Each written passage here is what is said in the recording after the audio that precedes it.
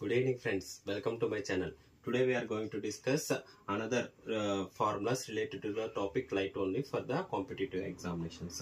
This is related to the lens. Lens formula. Lens formula is 1 by f equals to 1 by v minus 1 by u.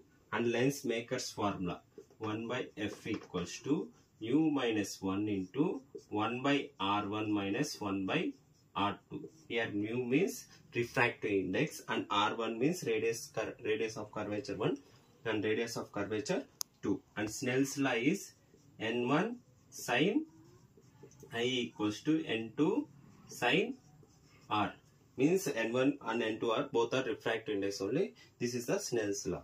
And magnification formula M equals to H dash by H equals to V by U.